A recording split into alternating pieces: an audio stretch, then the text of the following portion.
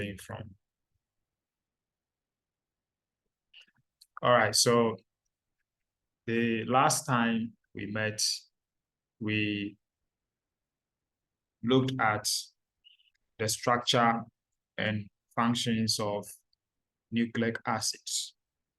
We looked at the basic component of nucleic acids being nucleotides.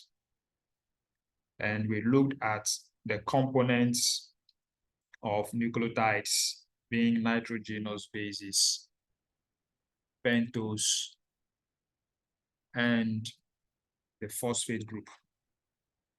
And we went further to look at these nucleic acids, these nucleotides binding to each other by phosphodiester bonds in the nucleic acid chains or nucleic acid strands. And then for secondary structures, we saw the hydrogen bonding between the bases of these nucleotides. We saw the secondary, tertiary, quaternary structures of RNAs. Now today, what we're going to look at is how the expression of these genes are regulated. Since the last time, we talked of the functions of nucleic acids being the transfer of genetic information from parents to their offsprings. And we saw that happening by the processes of replication, transcription, and translation. And translation also being referred to as gene expression. That is the synthesis of proteins from the genetic information which is stored in DNA. So we saw that central dogma of molecular biology being information, genetic information, which is in DNA, being transcribed onto a messenger RNA.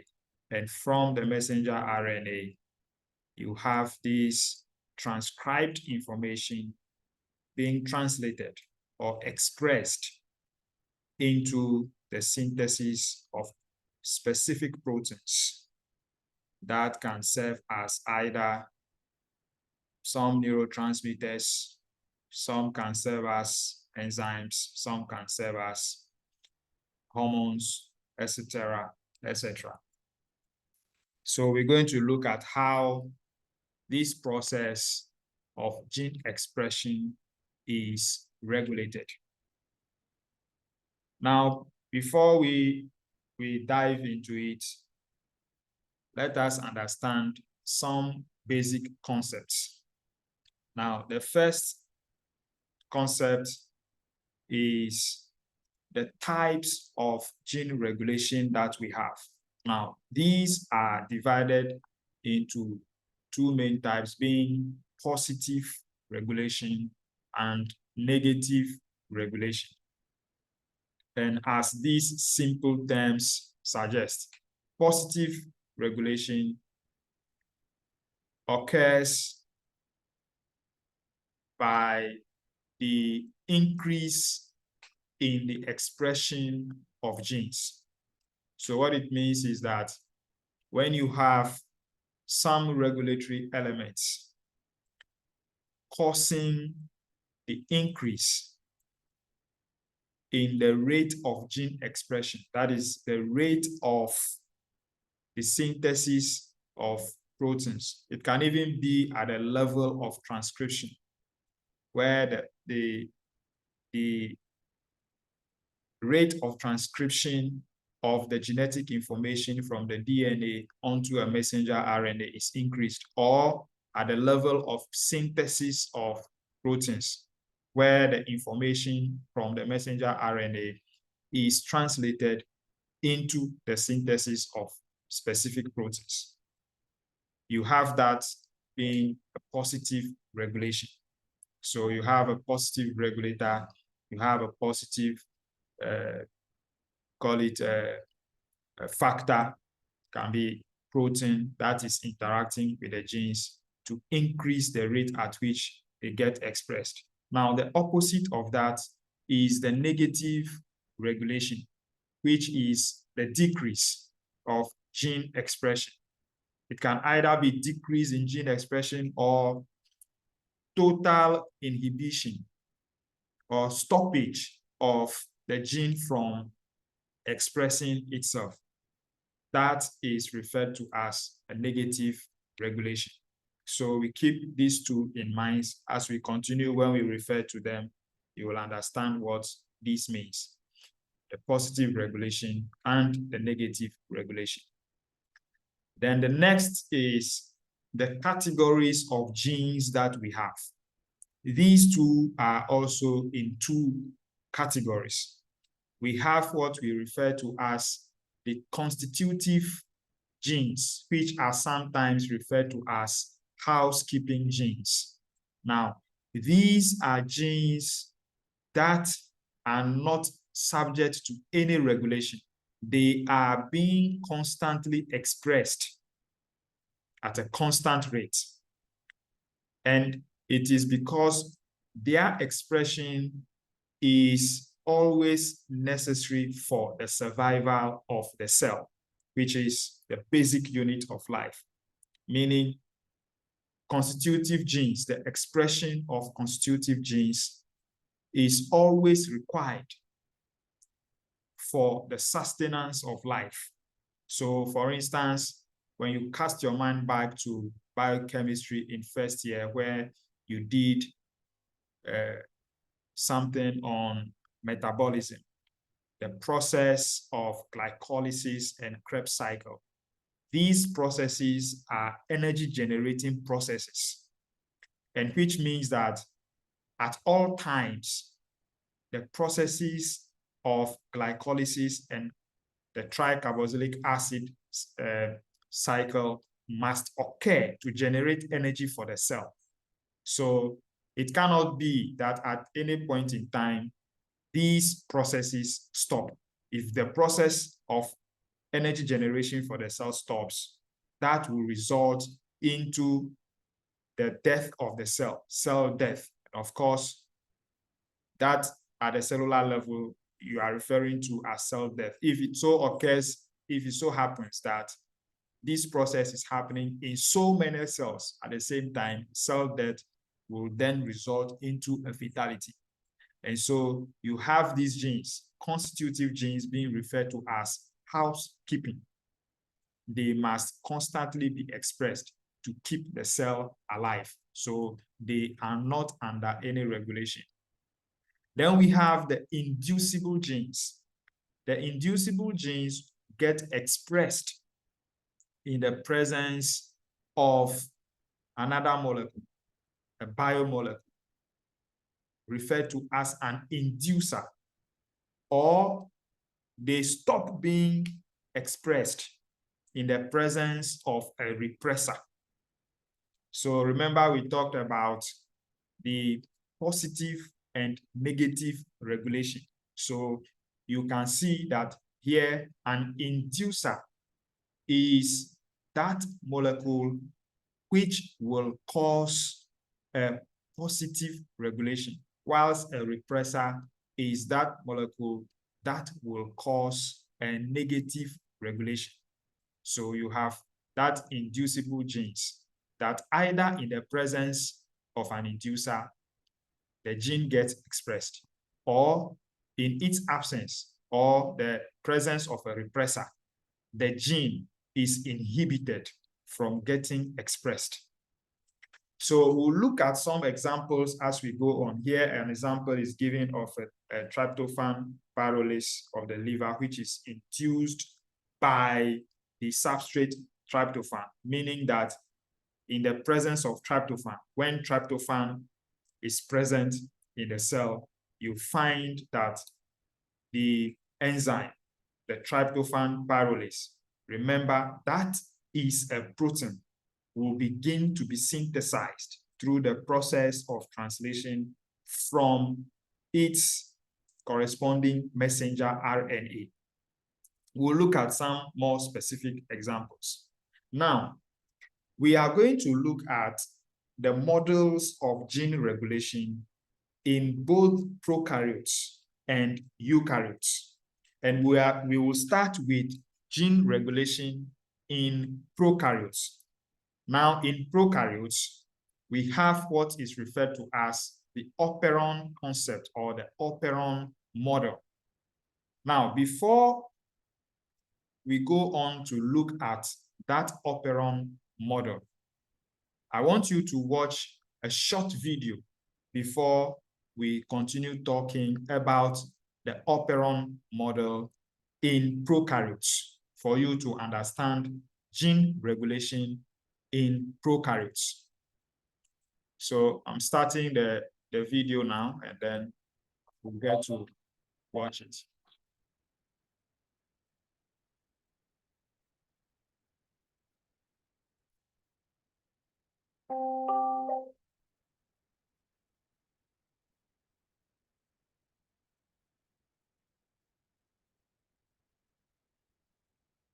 The E. coli lac operon is an example of an inducible set of genes. These genes are responsible for the breakdown of lactose into sugars used for cellular metabolism.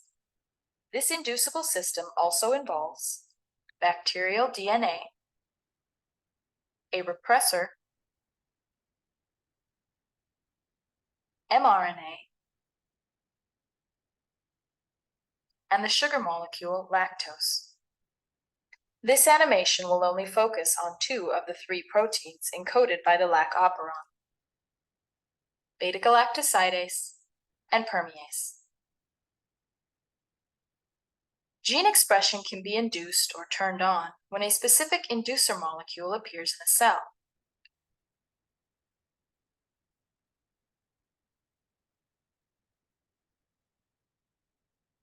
For inducible systems, a repressor molecule prevents gene expression by binding to the upstream controlling region. Lactose is the lac operon inducer molecule.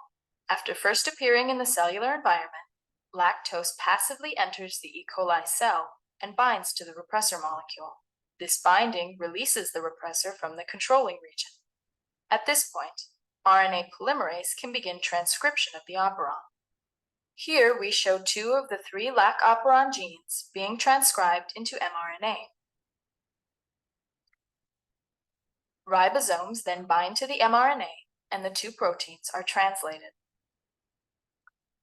The first protein is beta-galactosidase, which breaks down lactose into 2 simple sugars. The second protein is permease, a membrane-bound protein. When embedded in the cell membrane, permease functions to provide a direct route for the lactose outside the cell to be imported into the cell. This import occurs at a much greater rate than the passive transfer we first observed. Because translation continues inside the cell, other permease proteins become embedded in the membrane. This further increases the rate at which lactose enters the cell. Beta-galactosidase breaks the cellular lactose into the simple sugars glucose and galactose. Once its concentration is greatly reduced, the lactose bound to the repressor are released. At this point, the repressor again binds to the controlling region and gene expression is halted. For all inducible systems like the lac operon, it is the interaction of the repressor and inducer molecules that mediate gene expression. Okay, so that is the lac operon model in E. coli, which we just watched. Now, we saw that there was a repressor molecule. That repressor molecule is a protein. And then there was the inducing molecule or the inducer, which is the substrate upon which some enzymes which are produced from the gene are metabolized. So that inducer molecule was the lactose. Now, you saw also that structure of the genetic material of E. coli, which is the plasmid. You saw the DNA material being a circular having a circular structure. That DNA material has some genes that are responsible for the synthesis of proteins, the enzymes that are responsible for the metabolism of lactose. And so we see the concept being referred to as lac operon, lac coming from lactose. Now, let's dive in further to see the components of the gene which is responsible for the synthesis of the proteins that are responsible for the metabolism of lactose in E. coli. Now, if you take the gene that is responsible for the synthesis of E. coli, you find different regions. First, you find the regulatory gene. And this regulatory gene is responsible for the synthesis of the repressor. The repressor is a protein. And the gene in this region, which is marked red or maybe pink, that is labeled I, referred to as the inhibition region or the regulatory gene. From this gene, you have a messenger RNA portion that is responsible for the synthesis of the repressor molecule. Then we also have the promoter site, which is labeled P. It is to this promoter site that you have RNA polymerase binding. So when RNA polymerase binds to this, the process of transcription then occurs. So a messenger RNA is transcribed out of the gene. Then you have the operator region. The operator region is where the repressor molecule, which is synthesized from the regulatory gene, comes to bind onto the gene, and thus preventing it or inhibiting its expression. So take it that if the promoter site here, the promoter site P, where the RNA polymerase is to bind for the process of transcription to occur, and you have the repressor, which is bound onto the operator region, obviously you cannot have a messenger RNA moving ahead to have that transcription process ongoing unless you have that repressor removed from the operator region. Indeed, by the binding of the repressor on the operator region, the gene is inactive and thus will not have the RNA polymerase coming in to bind to the promoter site for the process of transcription to occur. Then we have these regions labeled Z, Y, and A, referred to as the structural genes. The structural genes because it is these regions that are responsible for the synthesis of the proteins, which become the enzymes that catalyze the metabolism of lactose. So the first Z is responsible for the synthesis of the enzyme beta-galactosidase. The beta-galactosidase is that enzyme that breaks down lactose into glucose and galactose for the E. coli cell to use as an energy source. Then you have, from the video you saw, that the region Y responsible for the synthesis of galactoside permease. That galactoside permease is a protein that attaches itself to the cell membrane of the bacteria and thus allowing more lactose molecules that are present at the outside of the cell to now get into the cell for their metabolism, for their breakdown into glucose and galactose. And the third region, which is the galactoside acetylase, as the name suggests, it will be responsible for the process of acetylation of galactose. It is not really clear what that process of acetylation is achieving. It is known that, yes, this acetylation process occurs, but the purpose of it is not clearly known. These two, you realize that in the video, the focus was on beta galactosidase and the galactoside permease. And that is because it is these two proteins that their functions are clearly known. But for this last one, which is responsible for the process of acetylation, in other words, the conjugation or the addition of an acetyl group on the galactose molecule is not known, is not the function of it, the importance of that process of acetylation, the attachment of an acetyl group on the galactose molecule.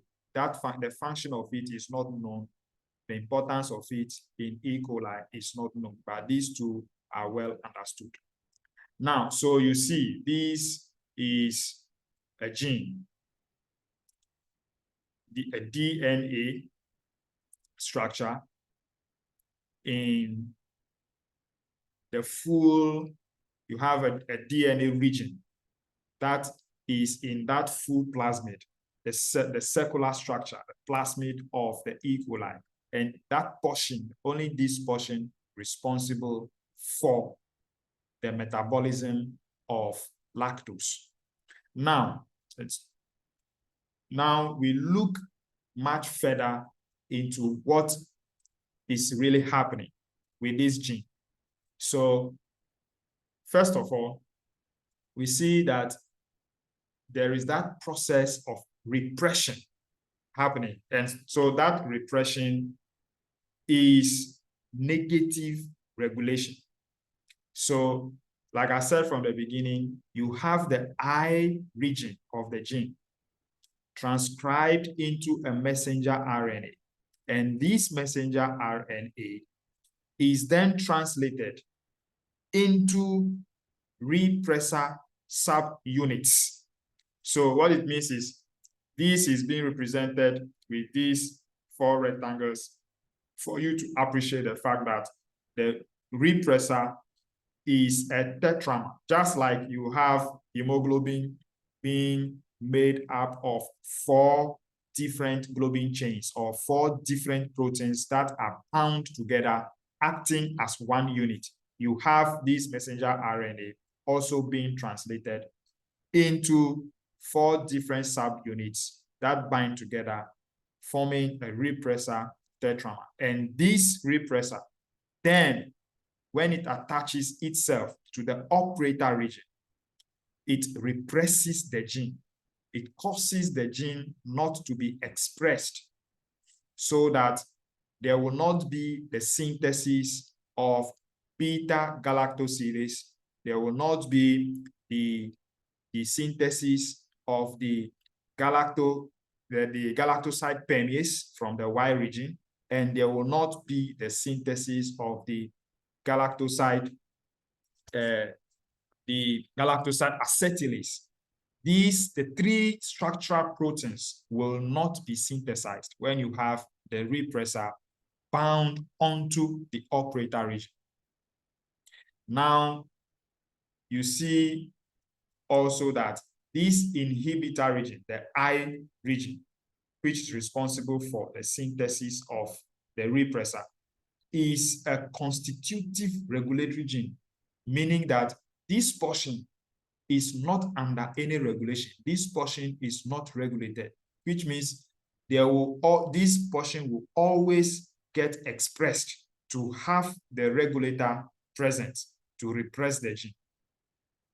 And that repressor is a negative regulator because it stops the gene from getting expressed. Now, that is a concept of, or the model of the lac operon or the lactose operon, the gene responsible for the synthesis of the enzymes that are responsible for the metabolism of lactose. Now, let's go further and see the opposite of what happens.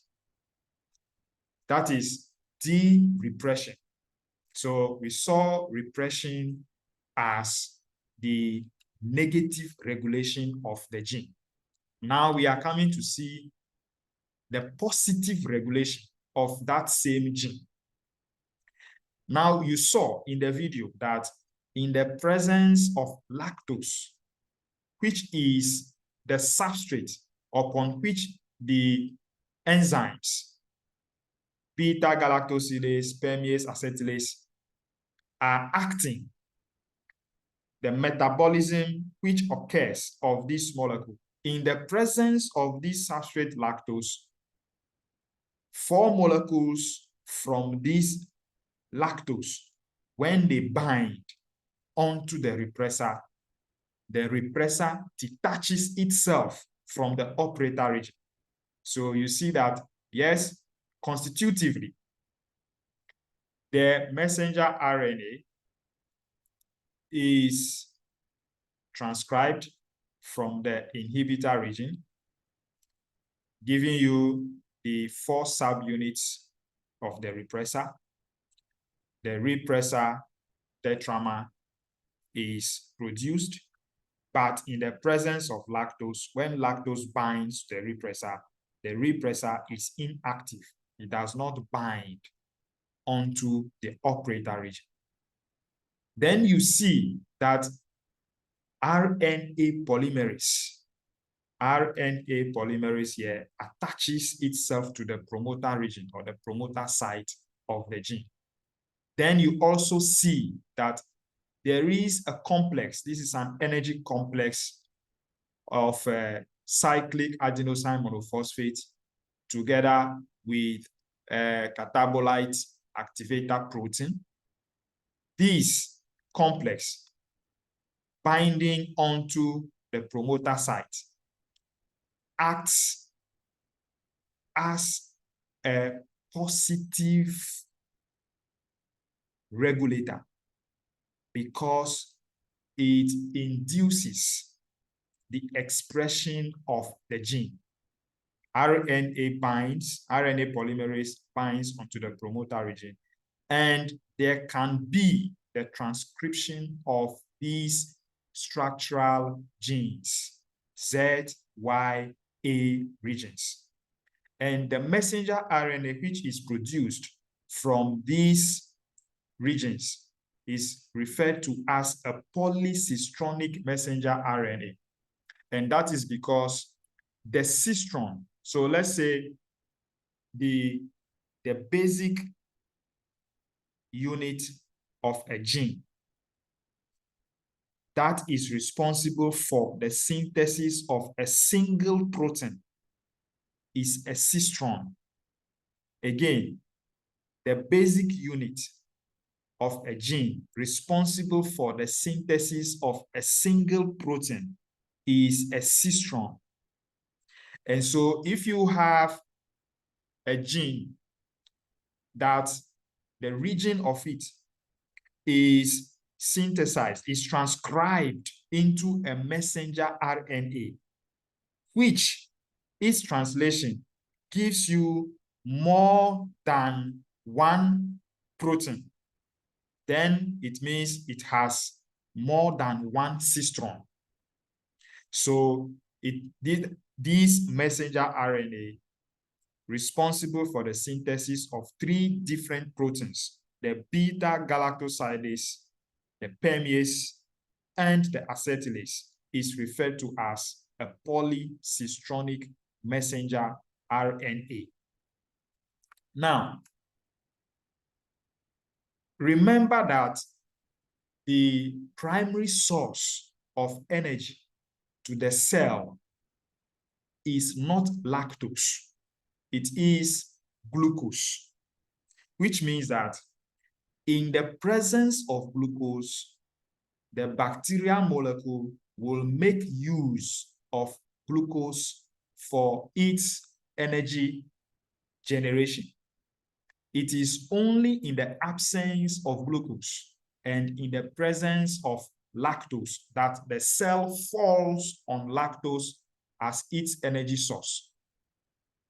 So if you have glucose present, you have this is depicted as the cell membrane. This is a cell membrane, and so this is the outside of the cell membrane. Glucose molecules from the outside of the cell membrane that are transported through the cell membrane into the cell. So glucose now enters the cell. In the presence of glucose, this glucose molecule, this substrate, that is the primary source of energy, inhibits the process of the synthesis of the cyclic adenosine monophosphate. And you saw that the activator of the LAC operon that binds to the promoter region, which is depicted here, is a complex of the cyclic adenosine monophosphate with an activator protein referred to as the catabolite activator protein. So you see this complex from cyclic adenosine monophosphate and the catabolite activator protein binding to the promoter site, making the gene active. And then you find the RNA polymerase binding on the promoter region for the process of transcription to occur. Now, if you have glucose present and glucose is serving as an inhibitor of the enzyme adenylyl cyclase, which is responsible for the synthesis of cyclic adenosine monophosphate from ATP. It means this enzyme, this cyclase, is inhibited, and thus you don't have the production of cyclic adenosine monophosphate. If you don't have the production of cyclic adenosine monophosphate, it means it will not be present to bind with the activator protein to form the complex, which is the activator to bind to the promoter region, and thus allowing RNA polymerase to bind to that promoter site for the process of transcription to occur, so that you will have that polycistronic messenger RNA being transcribed.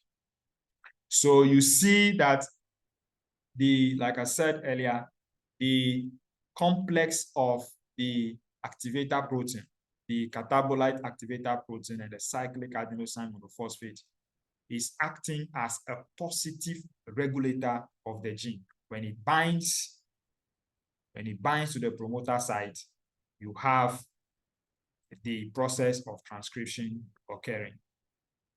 So you see two things: the repressor, which is synthesized from the I region, being a negative regulator because it is that comes to bind to the operator region, preventing the gene from getting expressed. Then you also have the complex of the activator protein and the cyclic adenosine monophosphate as a positive regulator that comes to bind to the promoter region, allowing RNA polymerase to bind to that same region for the process of transcription to occur. Now, that was a simple operon responsible for the metabolism of lactose. So we transfer that knowledge to a more complex operon also found in bacteria. And this operon is responsible for the regulation or the synthesis of the amino acid tryptophan. So it regulates the synthesis of the amino acid tryptophan. Now, if you cast your mind back to your knowledge in proteins, tryptophan is one of the aromatic amino acids. That amino acid tryptophan is having two rings. If you cast your mind back, it's having some six-sided ring and then some five-sided ring fused together. Now, you can have the synthesis of tryptophan coming from two other smaller amino acids, glutamine and serine, together with some other biomolecular precursors like chorismate, anthranilate, phosphoribosyl anthranilate, and others. Now, I want you to see what is happening clearly with these arrows that you see. So pointing to a cascade of reactions starting from the beginning all the way to the end of the synthesis of that amino acid tryptophan.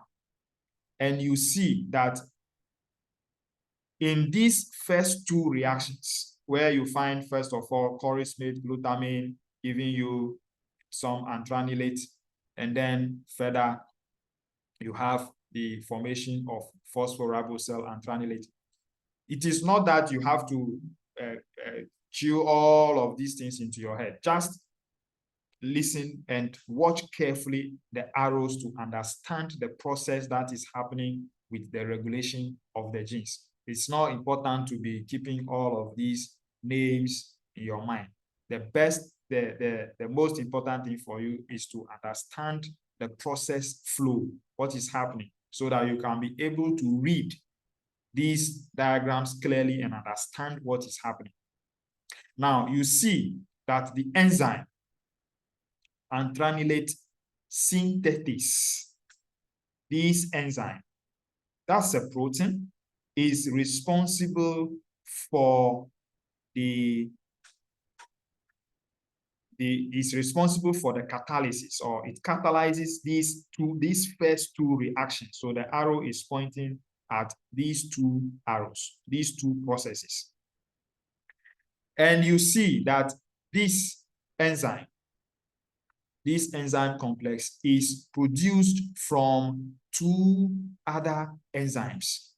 And these two other enzymes, anthranilate synthase, CoA2 and phosphoribosyl anthranilate transferase, are being produced from a messenger RNA, specific region of the messenger RNA. These two then bind together to form this enzyme complex, which is acting in that process.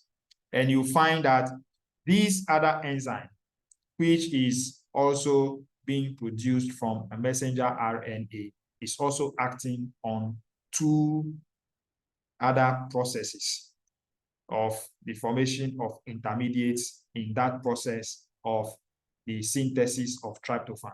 Then you have a last enzyme complex also being produced from two polypeptides or two proteins also acting down. Now you see that the synthesis of these proteins that become the enzymes is from the process of translation of messenger RNAs. Here again, you have polycistronic messenger RNAs.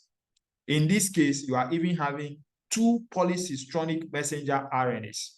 The first one is that messenger RNA that is produced, that is transcribed from the gene.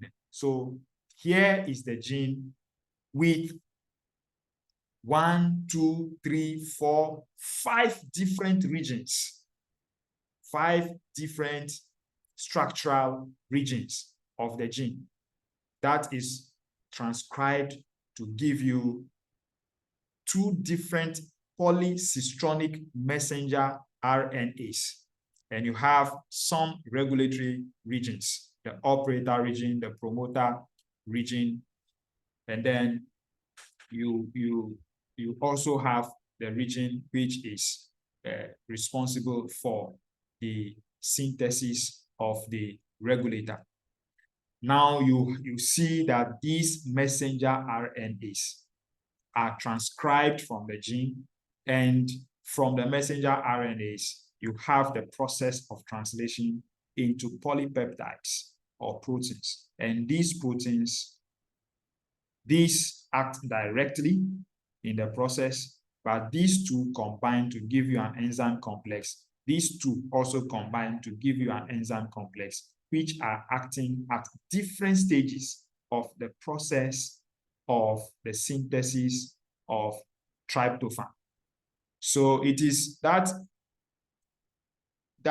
operon model which we saw earlier that we are building on to see a more complex operon model that can be found in prokaryotes, responsible for the regulation of gene expression, or simply the regulation of genes. So from here, we move on. So you see this TRPA being what? A second control site that is different. That is apart from the operator region. You have that control site that is giving what's referred to as a feedback inhibition of antrenylate synthase. So that if you have more of these antrenylate synthase already being produced, it can then be, you now have the repressor binding onto that operator region, that regulatory region, to stop the gene from getting expressed. Now let's move on, and then we now look at gene regulation, the expression, the regulation of gene expression in eukaryotes. So we are done with the gene regulation in prokaryotes. We are moving on to gene regulation in eukaryotes. And we are looking at two processes of gene regulation in eukaryotes, and that is methylation and acetylation. Now, this process of methylation and acetylation of gene expression can seem to be complex, but really, when you put your mind to it, you get to understand what all this is about. So kindly, like I said right from the beginning, be patient with yourself and you get to understand what is happening. You need to cast your mind back to your knowledge in proteins, so you begin to understand. Now, so let's take the process of methylation. Now, when we saw the structure of DNA,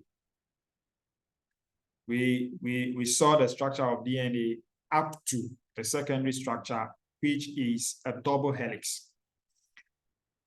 But of course, in the nucleus, the DNA molecules are packed tightly together,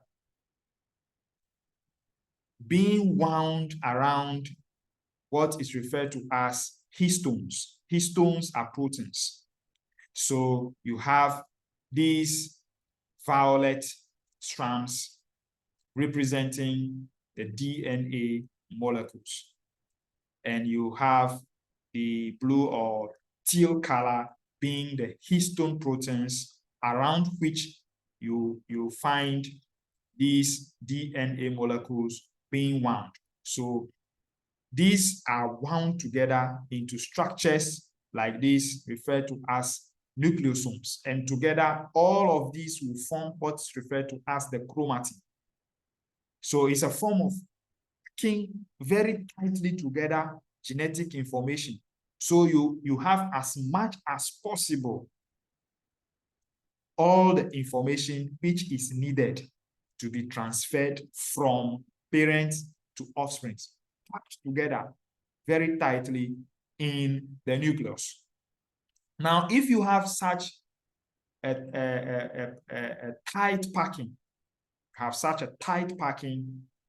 of the DNA molecule around histones, then of course you are not going to have portions of genes that needed or that need to be expressed, to be exposed to the process of transcription and then translation. So you see, this is being represented. So if this region, which is represented as a gene, so that will be a gene responsible for the synthesis of some particular protein.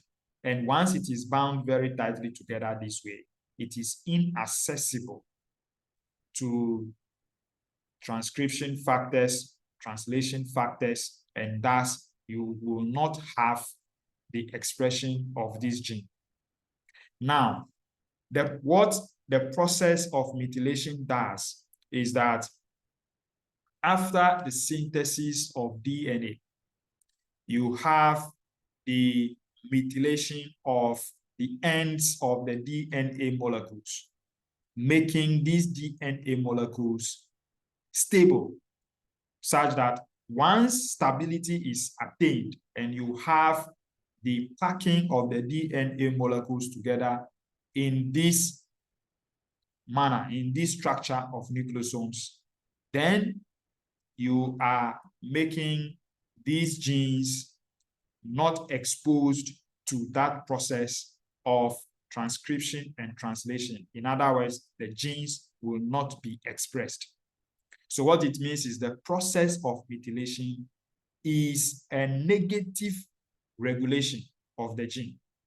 That is a negative regulation of the gene. Now, the opposite of that is acetylation, the attachment of an acetyl group. Now, remember, in your studies of amino acids, proteins, in first year, lysine is an amino acid that is having a second amine group in its side chain.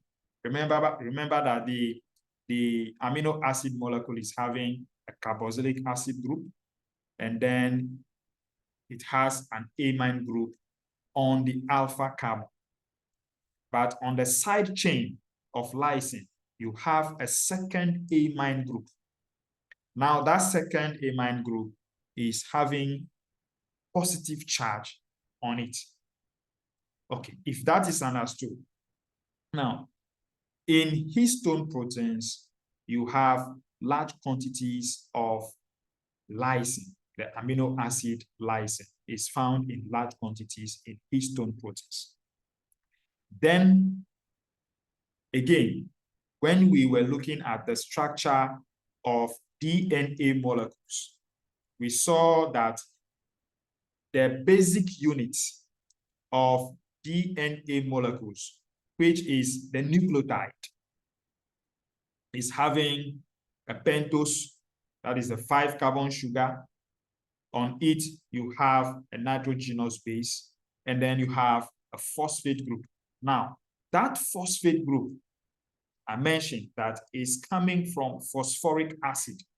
And if you look at it well, you realize that the phosphate group is able to donate a hydrogen ion, just like phosphoric acid donates hydrogen ion in solution. And thus, the phosphate group can be ionized to be carrying a negative charge. After it donates a hydrogen ion, which is carrying a positive charge, the phosphate group, which is on the nucleotide, is carrying a negative charge. So if that is the case, we have phosphate groups in DNA molecules carrying negative charge, and you have lysine molecules in histone proteins carrying positive charge.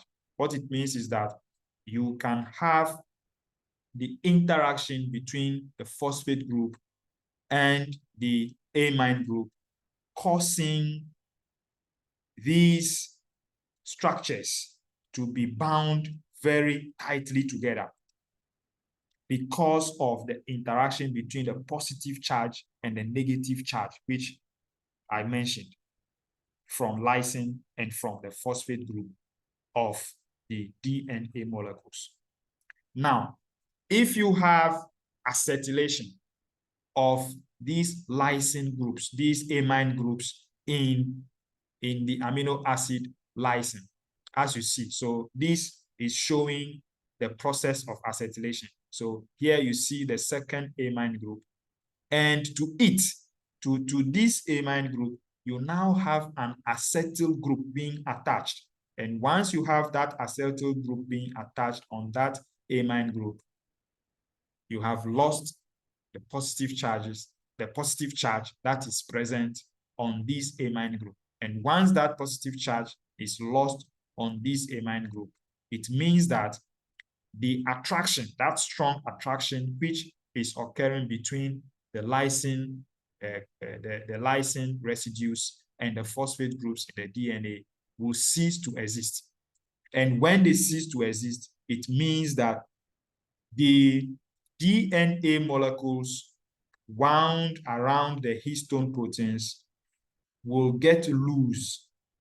They will then get unwound so that you now have the genes in DNA molecule now being accessible to transcription factors. They can now be transcribed and then translated into genes. And then translated into proteins. And thus the process of acetylation serving as a positive regulation of the gene.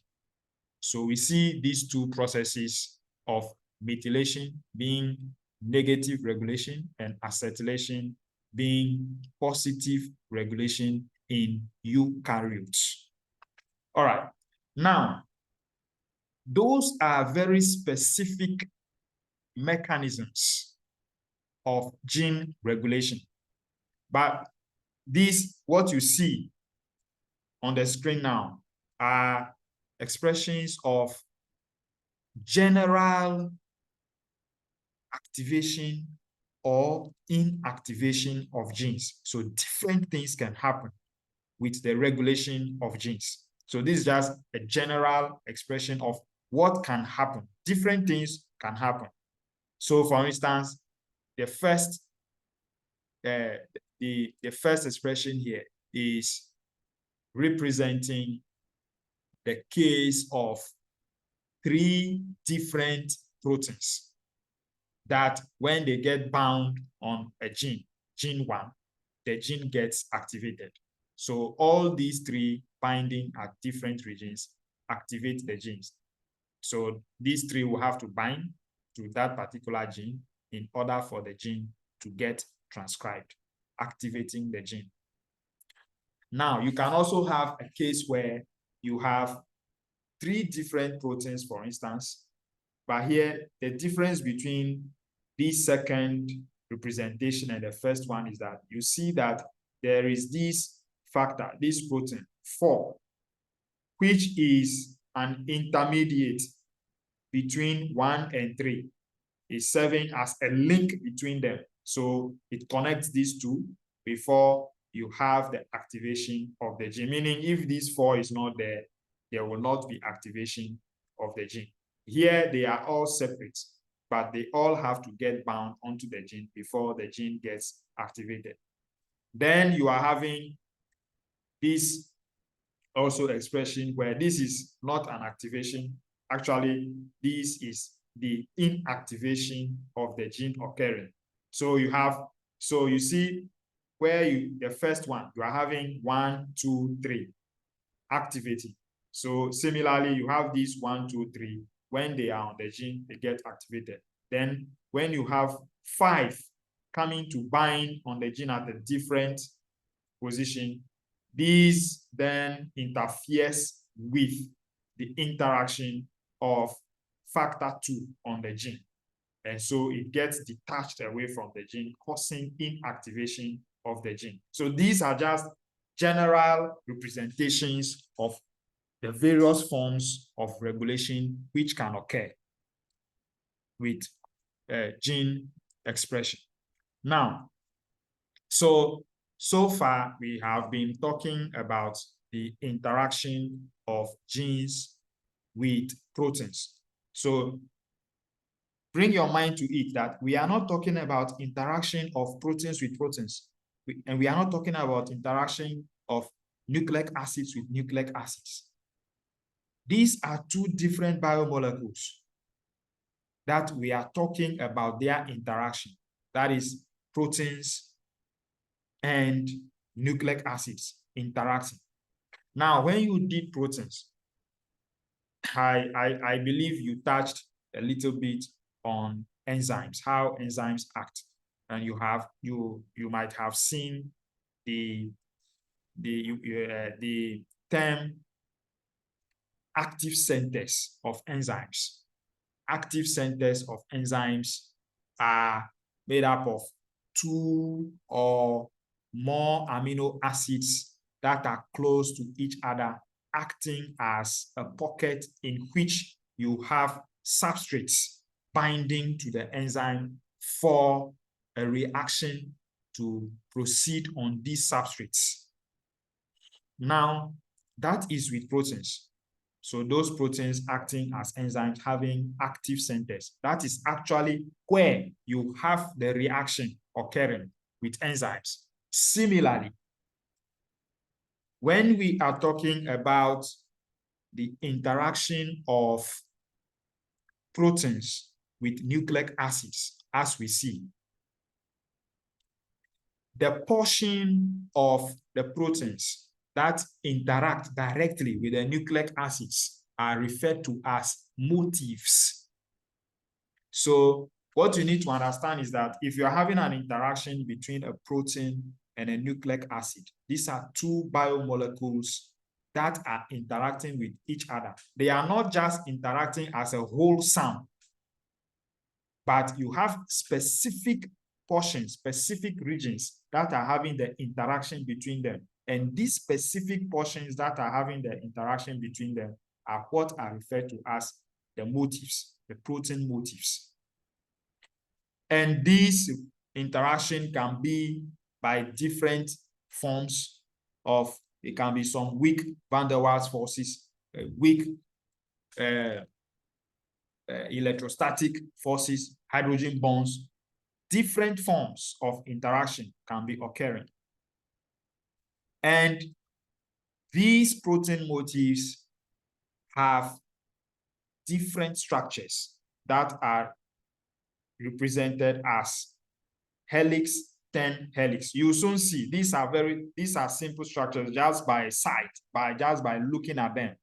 You can tell that they represent their names: the helix 10 helix, the zinc finger, the leucine zipper, and the helix loop helix, just like what you find with the active centers of enzymes. This time around, you are finding these protein motifs being the specific portion of the proteins that are interacting with DNA molecules, causing the regulation of the genes in the DNA molecules. Now, we look at each and every one of them. The first is the helix 10 helix. And you already know what the helix structure is. Now, when you talk about DNA, you talk about double helix. So if it is just helix, it means it is only a single helix, just like a ribbon that is wound together, is wound around. So the black structure is the DNA molecule, and the red structure is the protein motif. And this protein motif is a helix 10 helix motif. So you see the ribbon-like structure, which is the helix. There is a loop That is what's referred to as the 10, and then there is another helix. That is why it's being called helix 10 helix. Just by sight, you see the structure as how it is being called, helix 10 helix, made up of about 20 amino acid units, amino acid residues. This is what you find in the first example of the operon, where we saw the repressor binding onto the gene. The specific portion of the repressor that is interacting with the operon is having the helix 10 helix structure.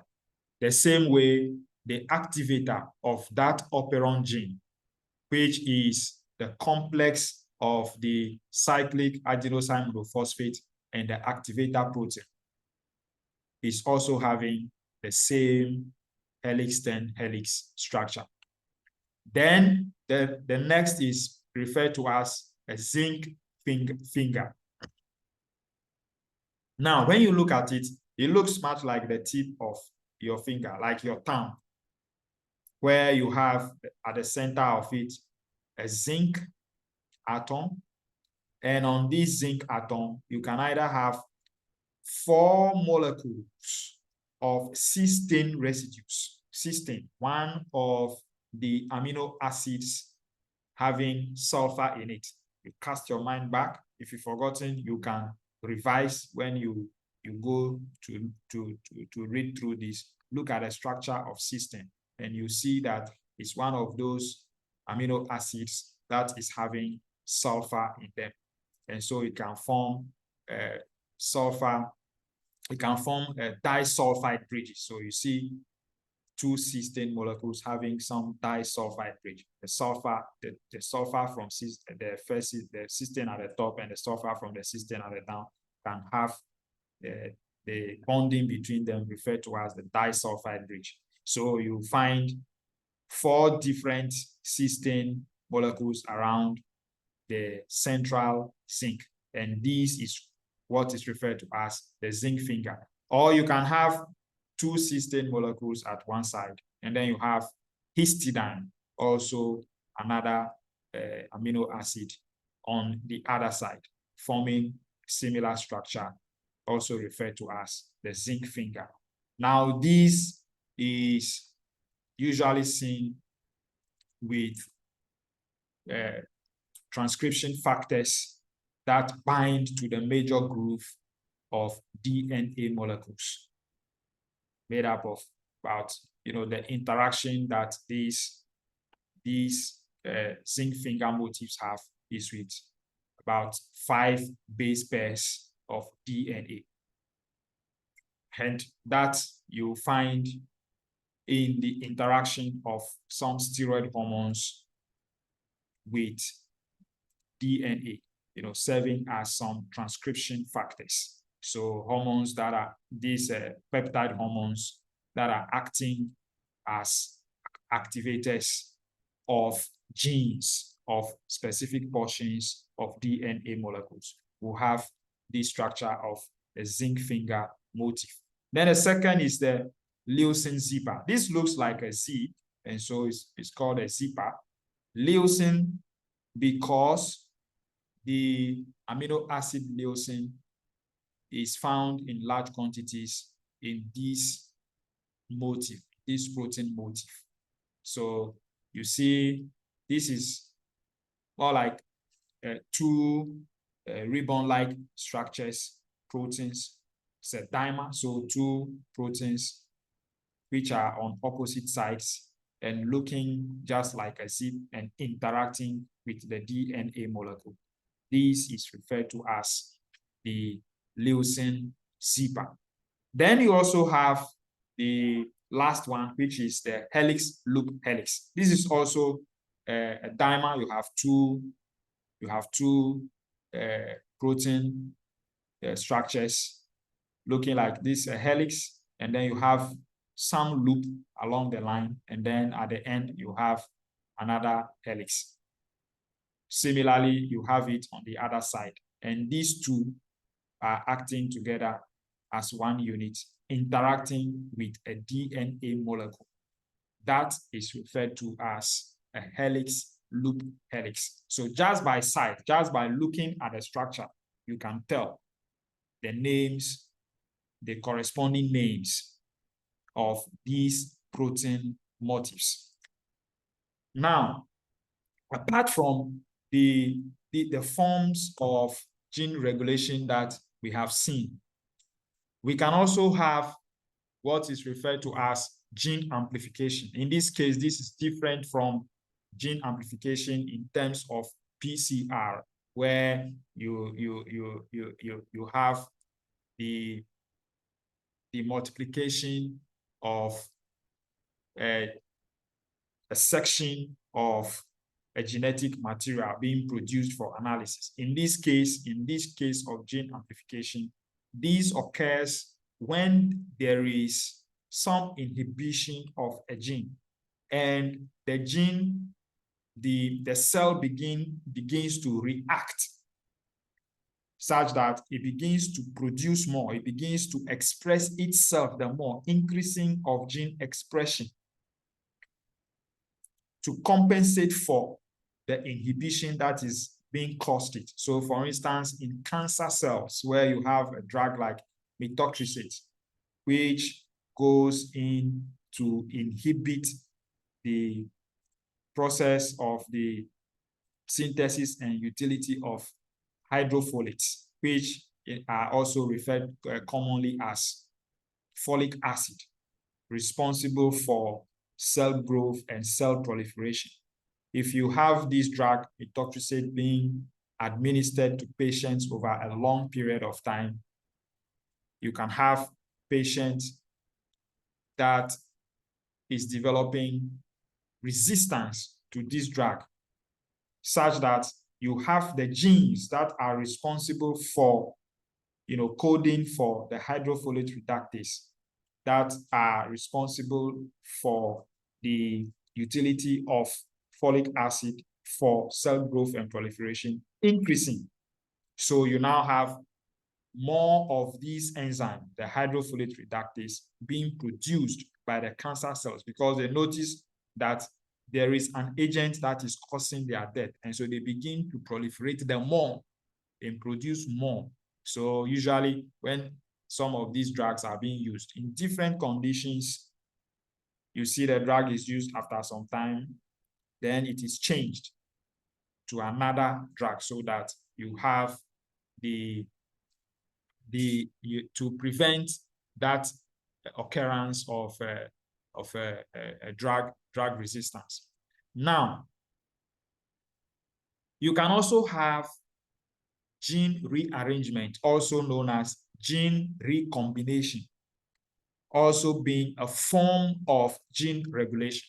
So what it means is that if you have a DNA molecule and you take into consideration the primary structure of the nucleic acid being the sequence of nucleotides, and the sequence of nucleotides will determine the sequence of amino acids, which means it will determine the specific protein that will be produced. If you have a recombination, you have a rearrangement of these genes, then you can have different proteins being produced from this gene. And by that, you are having a regulation of the gene. So at any point in time when you need to produce some specific protein which has a specific primary structure, specific sequence of amino acids, you have the gene being rearranged or recombined, and then it produces a specific type of messenger RNA that gets translated into a specific type of protein. That is a form of gene regulation. You can also have the processing of nucleic acids, after the transcription of messenger RNA from DNA molecules. You have what is referred to as capping. So you have the end capping on the 5' end, and you have the polyadenylate capping on the 3' end. And this capping is responsible for the stability of the messenger RNA.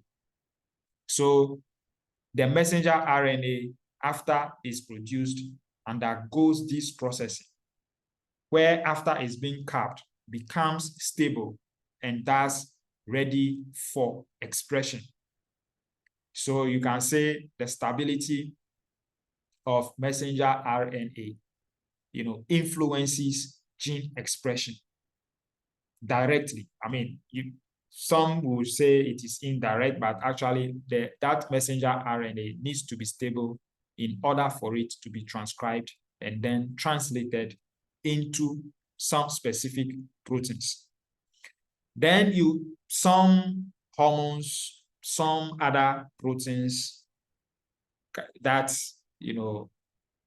regulate the synthesis and then the degradation of these messenger RNAs will be responsible for the regulation of the gene of that, the transcription, the translation of that messenger RNA. Once you have these caps being degraded, it makes the messenger RNA unstable. And once it is unstable, it will not be transcribed. The process, it will not be translated. The process of translation of the messenger RNA will then be inhibited. Then, lastly, you can have what is referred to as epigenetic factors that are also influencing the regulation of genes. Things like food, diet.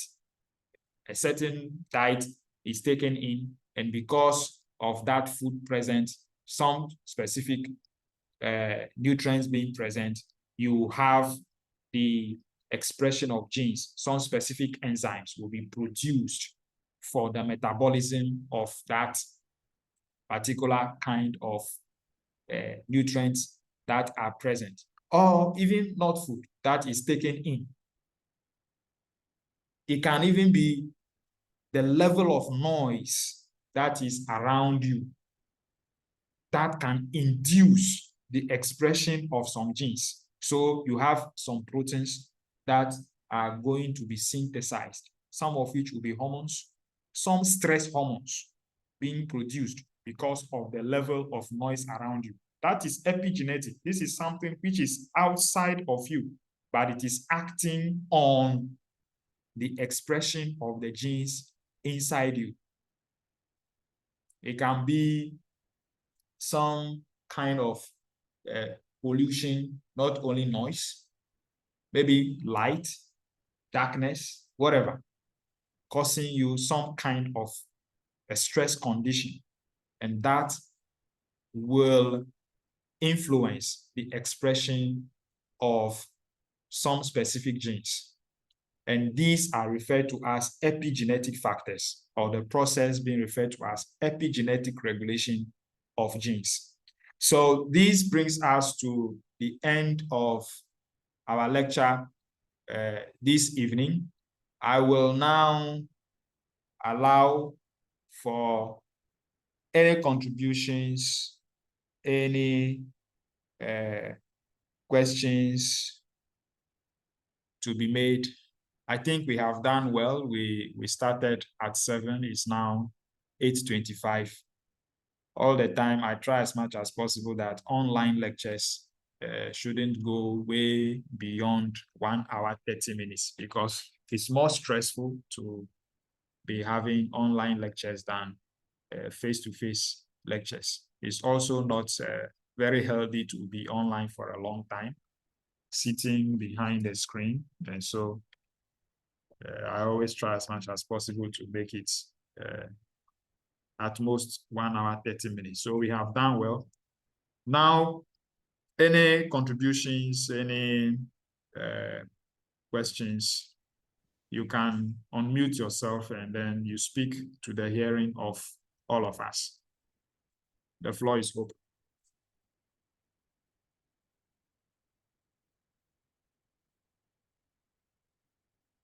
So if you have any question, if you have any contribution, you can put up your hand. I'll call your name, and then you make your contribution, or you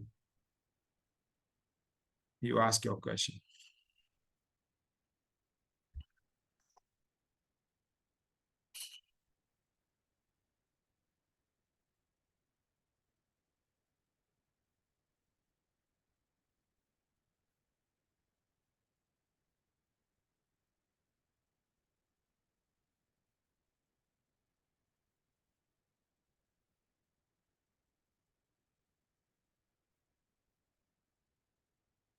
No question?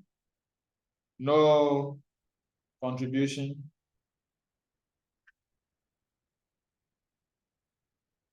So shall we call it an evening till we meet next time?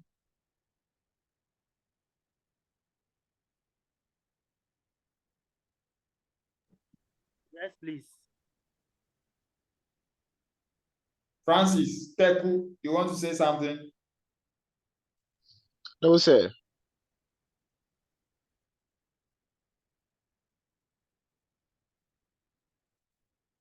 Any question, any contribution?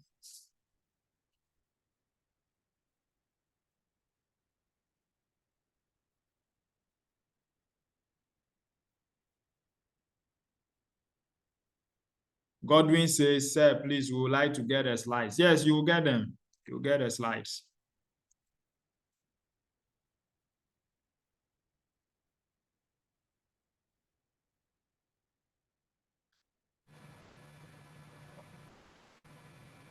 Alex, you want to say something? No, sir. Okay. So it appears everything is clear, and we can call it an evening, right?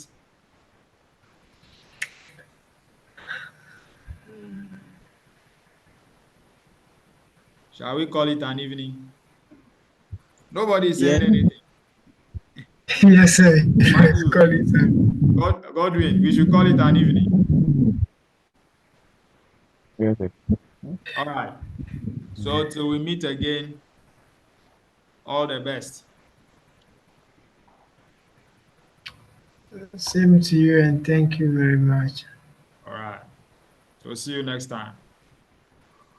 Okay, sir. Okay, sir.